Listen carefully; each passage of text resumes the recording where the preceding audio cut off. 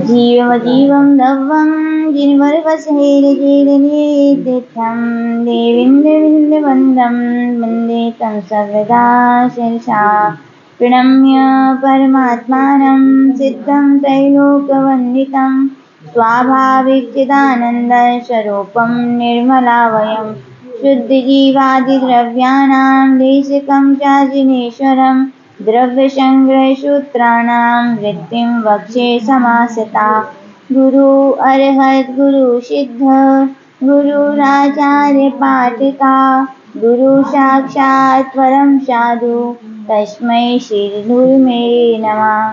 विरागाय नमो नमः। विरागशूलिये नमः। अनंत आनंद सिद्ध परमेश्वरी भगवान की, देवादिदेव श्री आदिनाथ भगवान की, परम पूज्य आचार्य श्री 108 नैमिषारण्य सिद्धांति देव महामुनि राज की, परम पूज्य गुरुनाम गुरुदेव आचार्य श्री 108 श्री विमल सागर जी महामुनि राज की, परम पूज्य गुरुनाम गुरुदेव आचार्य श्री 108 श्री सन्मति सागर जी महामुनि राज की, परम पूज्य बुंदेलखंड के प्रथमाचार्य युग प्रमुख शिवराचार्य गणाचार्य गुरुदेव 108 श्री विराग सागर जी महामुनि राज की, अहिंसामय विश्व धर्म की। यहाँ पर जिनेंद्र भगवान की द्वारा कथित उस जिनवाणी को, जिसे गणधर भगवंतों ने 4 अनुयोग के माध्यम से उसके लिए विभाजित किया, उसमें यहाँ पर द्रव्यानुयोग ग्रंथ से संबंध रखने वाला श्री आचार्य नेमिचंद महाराज सिद्धांति देव द्वारा रचित बृहद द्रव्य संग्रह ग्रंथ और उस पर लिखी गई आचार्य श्री ब्रह्मदेव सूरी द्वारा संस्कृत व्यक्ति का यहाँ पर स्वाध्याय वाचन रूप से चल रहा है। यद्यपि इस वाचन में पूज्य गुरुदेव की सन्निधि में रहकर जो कुछ उनके मुखारविंद से सुना था, उसी का पुनः यहाँ पर रिवीजन रूप से यह स्वाध्याय चल रहा है। द्रव्यानुयोग यद्यपि परम गंभीर और सूक्ष्म तत्व का विवेचन करने वाला है।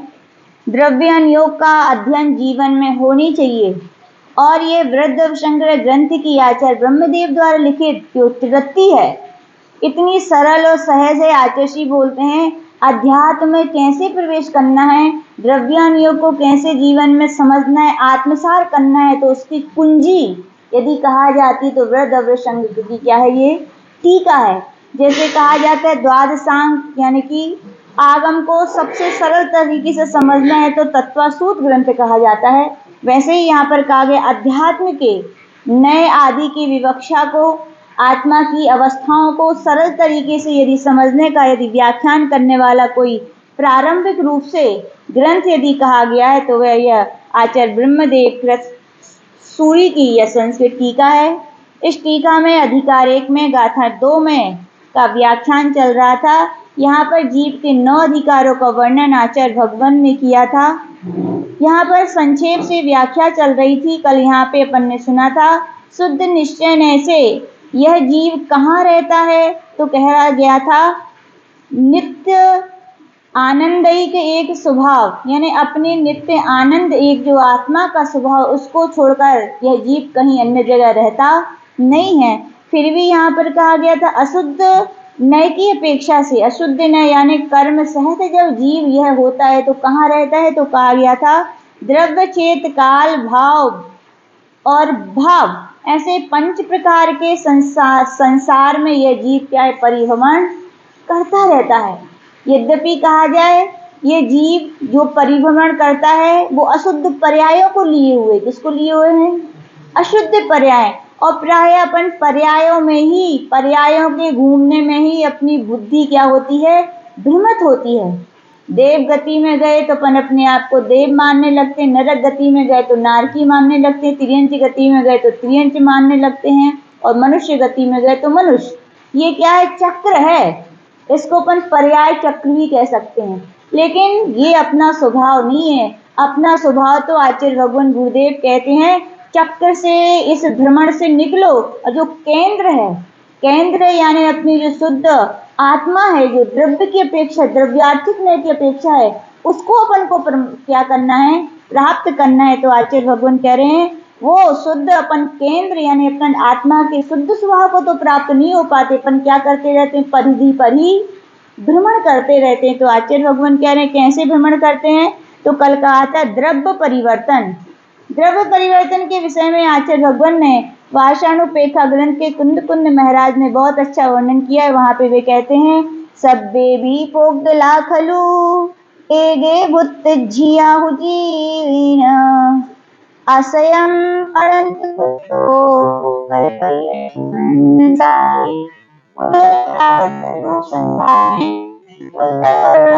जीव ने अनंतों बार भोगा है और क्या किया है, छोड़ दिया है। कहने का तात्पर्य द्रव्य परिवर्तन को ही क्या कहा गया, यहाँ पुद्गल परावर्तन कहा गया।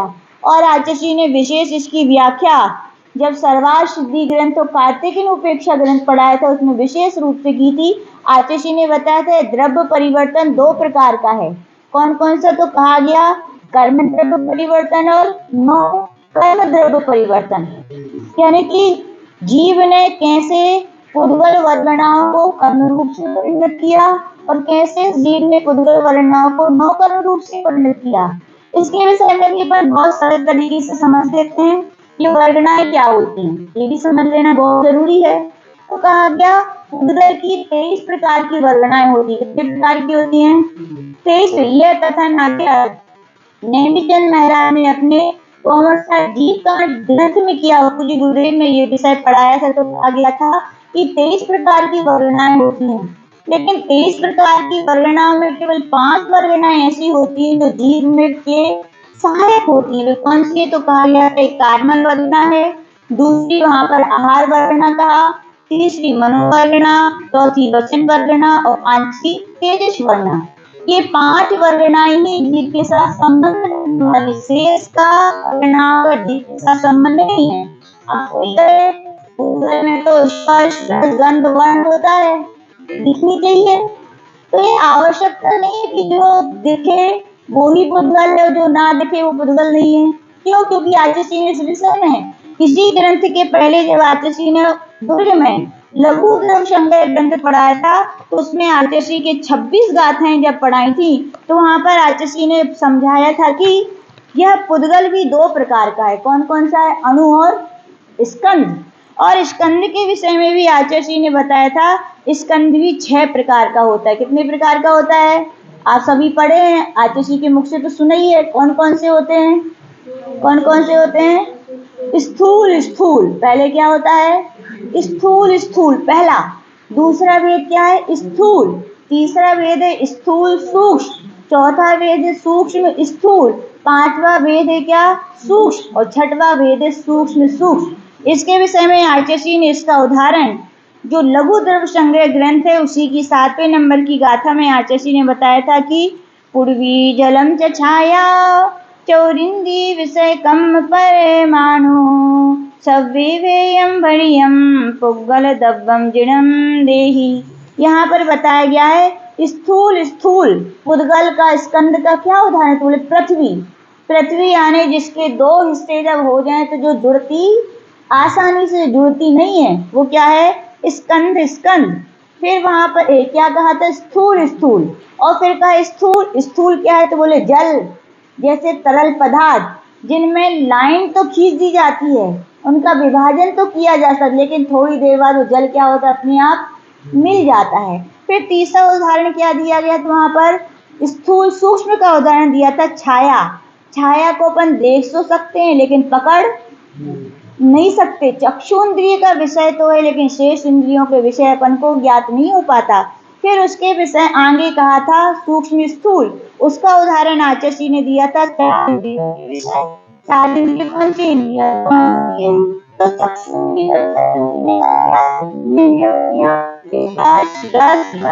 तो यानी कि स्पर्शन इंद्रिय का विषय जो 8 प्रकार के होते, कौन कौन से होते हैं, हल्का भारी कड़ा नरम रूखा चिकना ठंडा गरम।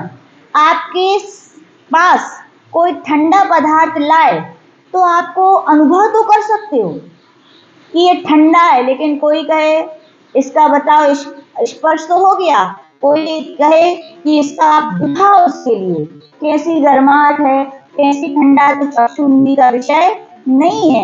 ऐसी रसना इंद्रिय का मीठा कैसा है मीठा, बता सकते हो क्या?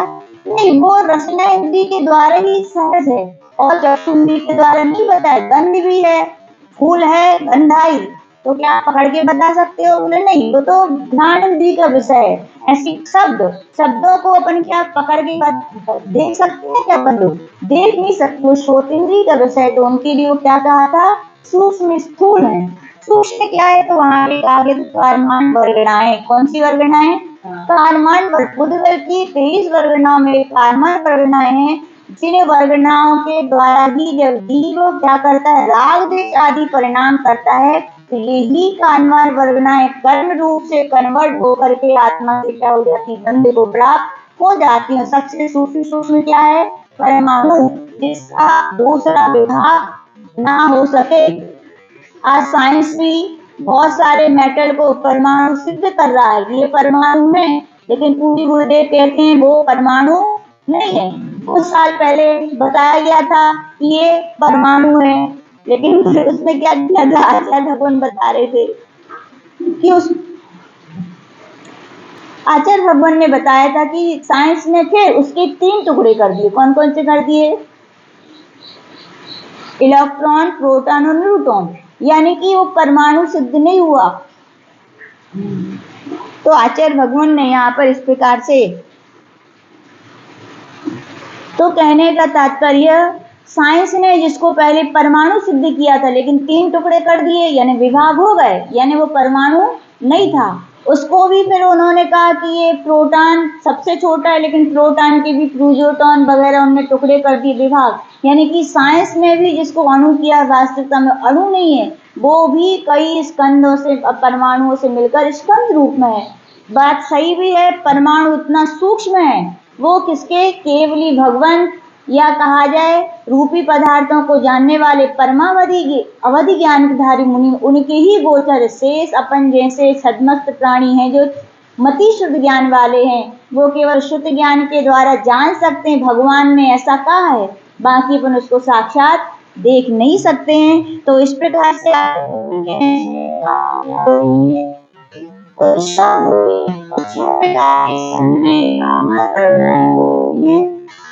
सूक्ष्म है, यानी बहुत सूक्ष्म है, अपने लिए दिखती नहीं है। तो आचार्य भगवान कह रहे हैं कि जब पहला द्रव्य परिवर्तन संसार के लिए 2 विभागों में विभाजित किया गया, उसका पहला नाम है कर्म द्रव्य परिवर्तन।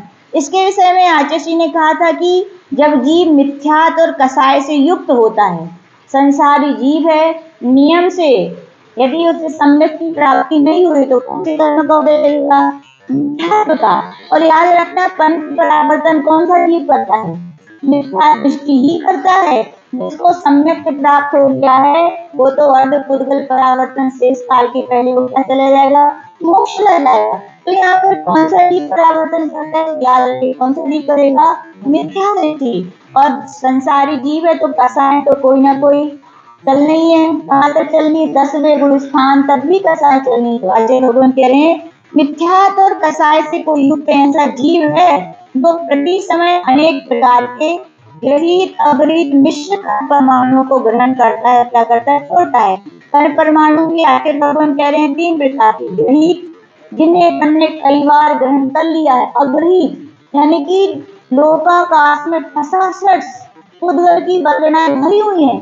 ऐसी भी वर्गणाएं है जो अपन ने कभी यूज नहीं किया, वो क्या कहलाता है? अगृहीत। और मिश्र प्रकार की होती है। 3 प्रकार के गुणों को जीव ने क्या किया है? अनेकों बार ग्रहण किया और अनेकों बार छोड़ दिया है। जैसे आचार्य भगवान ने बताया था कि किसी भी एक समय में एक जीव में मान लीजिए ज्ञान वर्ण आदि 7 कर्मों के योग्य। अब प्रश्न हो सकता है कर्म तो 8 होते हैं, ज्ञान वर्ण आदि 7 क्यों लिए? 7 इसलिए लिए क्योंकि आयु कर्म का बंध हमेशा नहीं होता। आयु कर्म का बंध जीवन के 8 ही स्थान 8 ही समयों में होता है, शेष समयों में नहीं होता। तो आचार्य भगवान ने यहाँ ज्ञान वर्ण आदि 7 कर्मों के योग्य पुद्गल स्कंद ग्रहण किए। यानी क्या किए उन्होंने? कर्म की प्रकृतियों के लिए, यानी कि कारमान वर्गणाओं को कर्म रूप में परिणमाया और आबाधा काल बीत जाने पर उन्हें भोग कर क्या किया? छोड़ दिया। उसके बाद अनंत बार अग्रहित ग्रहण किए, यानी अग्रहित परमाणुओं को भी ग्रहण किया।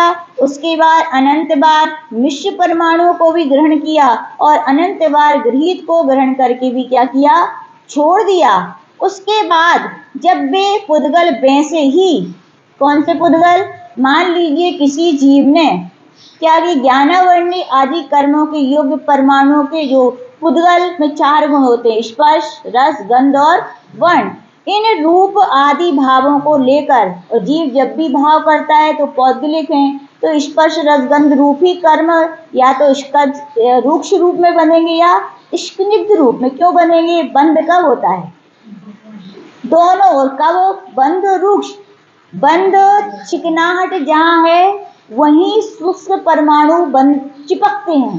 जैसे कि 2 प्रकार की वस्तुएं रखी हो, एक इसमें तेल लगा और एक तेल ना लगा हो, तो धूल के कण कहाँ चिपकेंगे बताओ, तेल लगा तो बंध को प्राप्त हो जाते हैं। इसी कहा गया स्निग्ध रूक्षता को, गुणों को प्राप्त करने वाले उन भावों को लेकर उस जीव ने वैसे ही परिणामों से पुनः कर्म रूप परिणत किए, उसे कर्म द्रव्य परिवर्तन संसार कहते हैं। यानी कि मान लीजिए जिन्हें ज्ञान परमाणु बांधे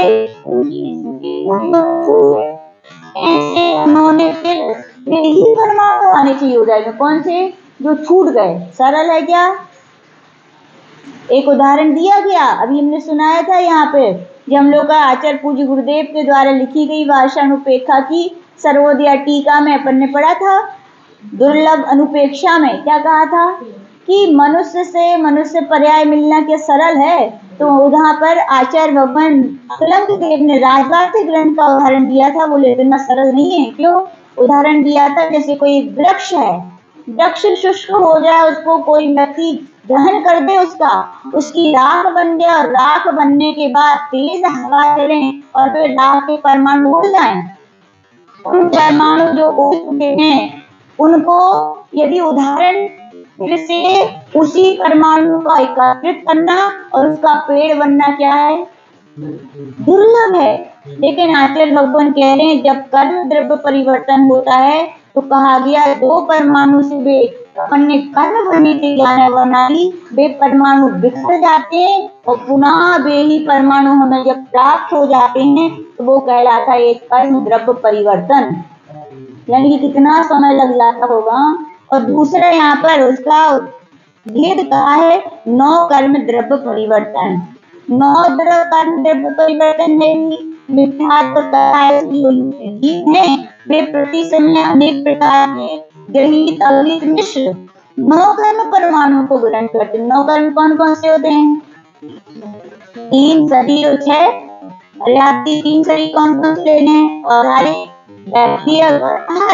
और 6 पर्याप्ति, आहार, शरीर, इंद्रिय, भाषा, मन और श्वास। इनमें आहार वर्गना ली जाएंगी, मनोवर्गना ली जाएगी और भाषा वर्गना ली जाएगी। आहार वर्गना से किस किस का निर्माण होगा, तो 3 शरीर का और श्वास का किसका होगा, मनोवर्गना से मन का होगा और वचन वर्गना से भाषा का निर्माण होगा। तो आचार्य भगवान कह रहे हैं किसी एक विवक्षित समय में एक जीव ने 3 शरीर 6 पर्याप्तियों के योग 9 कर्म पुद्गल स्कंद ग्रहण किए और पूर्वोक्त क्रम के अनुसार जब वे ही 9 कर्म पुद्गल उसी रूप रस गंध स्पर्श को लेकर उसी जीव के द्वारा पुनः 9 कर्म से ग्रहण किए गए तो उसे क्या कहते हैं, 9 कर्म द्रव्य परिवर्तन। यानी जिन परमाणु के द्वारा मान लो किसी का शरीर बना था, वे परमाणु बिखर जाएं और पुनः उन्हीं परमाणुओं के द्वारा वो ही शरीर का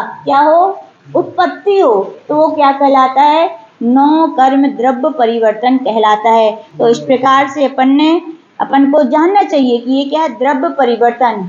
इससे अपन को क्या शिक्षा मिलती है इसको जानने से, तो आचार्य जी बोलते हैं इसको जानने से विरक्ति होती है, किसके प्रति, वस्तु के प्रति और व्यक्ति के प्रति, शरीर के प्रति क्या होती है, विरक्ति भावनाएं होती है कि भैया ऐसे भोजन है क्या, पुद्गल ही तो है, पता ना जाने कितने सारे पुद्गल परमाणु से कितने प्रकार का भोजन बना और अपन ने कब कब ग्रहण नहीं किया, बोलो, सब ग्रहण किया और उसे छोड़ा। और आज फिर से उसी में इच्छा हो रही है। तो आचार्य भगवान कह रहे, भो ज्ञानी, भो आत्मन, ऐसे बमन किए हुए परमाणुओं को खाने की इच्छा क्या समझदार की होती है? नहीं होती। एक बार कोई बमन कर दे तो ये परमाणुओं के द्वारा तुम भोग चुके हो, उन भोगों की फिर क्यों इच्छा करते हो भैया? क्यों सोचते हो मैं ये वस्तु मिल जाए, क्यों सोचते हो मैं ऐसा शरीर मिल जाए, क्यों ये फालतू के विकल्प अपने मन में रखते हैं? और याद रखना, ये सब पर्याय हैं। क्या है? पुद्गल द्रव्य की पर्याय हैं। और पुद्गल अपना है ही नहीं है, अपन तो चैतन्य आत्मा है। क्या है? चित्त स्वरूप आत्मा है। अपनी आत्मा के सिवा यहाँ का परमाणु मात्र भी अपना नहीं है। जब नहीं है सत्य को, यदि तुमने दिनेन्द्र भगवान की वाणी से सुना है, जिन वाणी से पढ़ा है और गुरुओं से श्रवण किया है, तो सत्य को क्या करो? श्रद्धा करो। कैसी श्रद्धा करो? रुचि पूर्वक, रुचि पूर्वक। जैसे अपने परिवार वालों में कितनी गाढ़ श्रद्धा रहती है, ये मेरे हैं, लेकिन वे आपके हैं, ये तो आप ही जानते हो।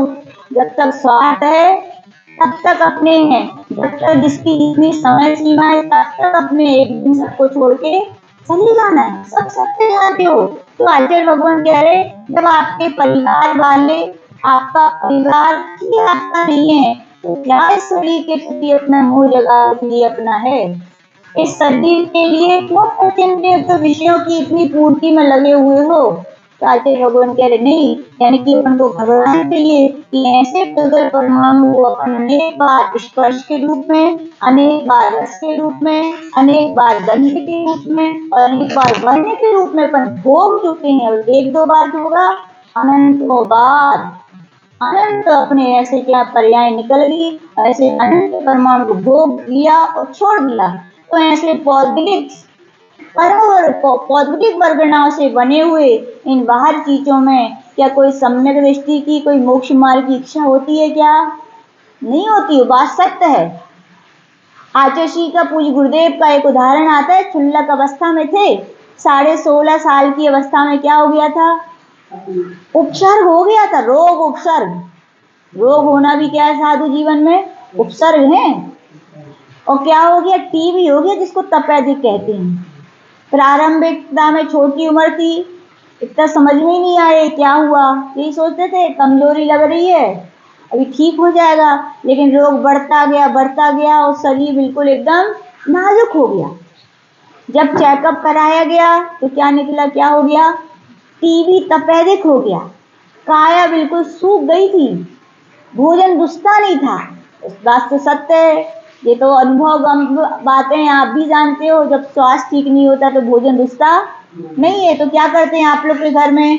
आप लोग की मम्मी है या श्रीमती जी है, क्या जैसे भी हो, क्या थोड़ा बहुत तो भोजन करें। नहीं करेंगे तो तबीयत और खराब हो जाएगी। ऐसे वहाँ कारण जाके भी लोग, यद्यपि उनके परिवार के नहीं थे, लेकिन भक्तगण थे समाज के। क्षुल्लक जी छोटे जरूर थे, बड़े ज्ञानी और वैरागी थे। उनकी चर्या से पूरा कारंजा शहर पूरा बड़ा प्रभावित था। जब उनकी इस नाजुक अवस्था को देखा तो पिघल गए, दयार्द हो गए। आचार्य श्री सुनाते हैं खुद का अनुभव। बोले, वहां की एक नगर सेठानी हमारे पास आई और एक दिन हमसे बिल्कुल माँ की तरह, किसकी तरह? माँ की तरह बिल्कुल आके बाजू में बैठ गई और बोली, महाराज आपका स्वास्थ्य ठीक नहीं है और भोजन भी, आहार भी नहीं हो रहे हैं। आहार नहीं होंगे तो शरीर और भीतर जाएगा, इतना तो चाहिए। और धीरे से बोली, महाराज जो रुचक होए तो बता दो, वैसी व्यवस्था कर लेंगे। तो क्षुल्लक जी उनकी, यद्यपि ये वात्सल्य है श्रावक का, कौन सा गुण है ये? वात्सल्य है, ममता है उनकी एक साधु के प्रति, और ऐसे ही होना चाहिए। लेकिन साधु ऐसी ममता मोह भाव में बह ना जाए, बताने में कि हाँ हाँ ऐसा होना चाहिए। नहीं, सच्चे बैरागी साधक होते हैं ये मम्मी क्या, फिर आंटी क्या, सेठानी क्या, देवता भी आ जाते हैं कि कहो आपके लिए क्या व्यवस्था करते हैं। लेकिन सच्चे संत सनत कुमार महामुनि महाराज की तरह कभी अपनी वेदना को बताते नहीं है, कभी ये नहीं कहते कि ये व्यवस्था बना दो हमारी। क्षुल्लक जी छोटे जरूर थे, लेकिन वैराग और ज्ञान उनका बहुत ऊंचा था। उन अम्मा से बोले, माँ यदि रुचि कर भोजन करना ही होता तो मैं घर क्यों छोड़ता, घर में क्या कमी थी क्या? ये साधना का पथ है। कौन सा पथ है? साधना। यहाँ पर रुचि, टेस्ट, स्वाद कुछ नहीं है। जो स्वाद लेते हैं वे साधु नहीं है, स्वादु हो जाएंगे। क्या हो जाएंगे? स्वाधु, स्वादु। और हम तो क्या है? साधु है। बोले ऐसी कोई आवश्यकता नहीं है। बोल क्यों? ये सच्चा वैराग है। क्या है? हमें लगता है आज क्षुल्लक अवस्था में भी यही उनके नो कर्म परिवर्तन का चिंतन चलता हुआ कि भैया इस देह के लिए ऐसे भोजन के रूप में अनंत परमाणु को ग्रहण किया और छोड़ दिया। अब साधक बनने के बाद भी ऐसी मेरी कोई इच्छा नहीं है। ऐसे अपने लिए भी मोक्ष पथ के पथिक अपन भी हैं। सब जगह स्पर्श इंद्रिय की सामग्री भी खूब मिलेगी, खूब देने वाले दे रहे हैं। रसना इंद्रिय की भी देने वाले खूब मिलेंगे, चक्षु इंद्रिय की भी खूब मिलेंगे, और गंध यानी कि घ्राण इंद्रिय की देने वाले खूब मिलेंगे। लेकिन सच्चे वैरागी साधक तो क्या पंच इंद्रिय जय ही होते हैं। क्या होते हैं? पंच इंद्रिय जयी, यानी कि स्पर्शन इंद्रिय के चाहे मनोज्ञ पदार्थ मिले चाहे अमनोज्ञ मिले, लेकिन फिर भी उनमें अपना राग द्वेष वो नहीं करते। रसना इंद्रिय के भी मनोज्ञ पदार्थ भी मिलते हैं तो राग नहीं करते, और अमनोज्ञ पदार्थ मिलते हैं तो उनमें भी द्वेष नहीं करते। घ्राण इंद्रिय के भी मनोज्ञ पदार्थ मिलते हैं तो राग नहीं करते, और अमनोज्ञ पदार्थ यानी प्रतिकूल। मनोज्ञान है अपने को अच्छे लगने वाले, और अमनोज्ञान है जो अपन को अच्छे नहीं लगते। इसको अनुकूल और प्रतिकूल भी कह सकते हैं। ऐसे ही अपन लगा लें तो पंचेंद्रियों के जितने भी विषय हैं सब क्या है? पौद्गलिक वर्गणाओं से बने हुए हैं। और सच्चे साधक यही सोचते हैं ऐसे पंचेंद्रियों के विषयों को, इन पुद्गल के परमाणुओं को अपन ने अनंत बार भोगा। भोगा कि नहीं भोगा? ऐसी कौन सी पर है जहाँ नहीं खाया? बताओ अपन ने। देवमय में तो अमृत भोजन हो गया। अमृत भी तो पुद्गली परमाणु से बनो हुई है, थोड़ी कहीं से आया होगा। नरक में भी गए तो वहां की मिट्टी खाई कि नहीं खाई? खड़ी सब खाया। तो ऐसे जब सोचते हैं फिर भी आत्मा को शांति मिली क्या? आत्मा को सुख का अनुभव नहीं हुआ। क्यों? क्योंकि आत्मा तो अनशन स्वभावी है। कौन सी स्वभावी है? अनशन। आत्मा का भोजन करना स्वभाव नहीं है। आत्मा का तो निज आत्मा में ही डूबकर अपना भोजन अमृत रूपी यानी कि सुखामृत रूपी भोजन का पान करना ही उसका क्या है? स्वभाव है। कहने का तात्पर्य द्रव्य परिवर्तन संसार का जब स्वरूप समझते हैं तो अपने आप विषय भोगों से क्या होती?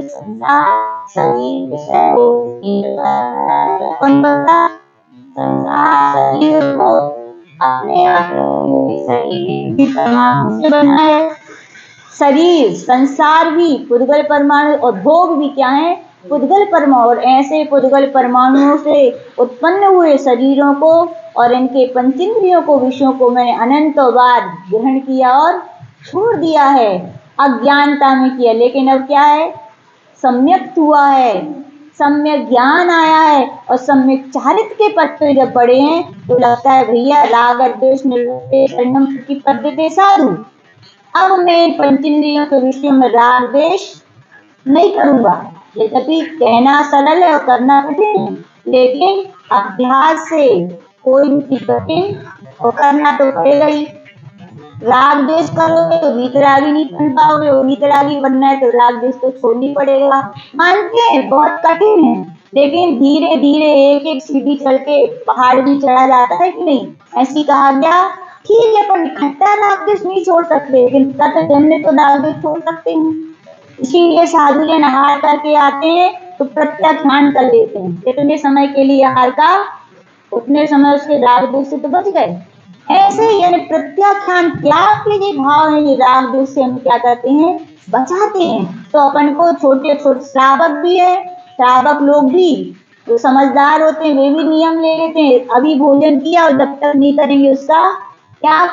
और भी घर में कितनी सारी वस्तुएं होती हैं, घर से जैसे ही बाहर निकलते हैं क्या नियम ले लेते हैं, जब तक मैं घर नहीं आऊंगा तब तक मेरा क्या। ऐसे त्याग करने से अपन राग द्वेष से क्या होते हैं, हट जाते हैं। बिल्कुल सत्य है। तो आचार्य भगवान कह रहे हैं कि इस परिवर्तन से अपन को क्या ये शिक्षा मिलती है।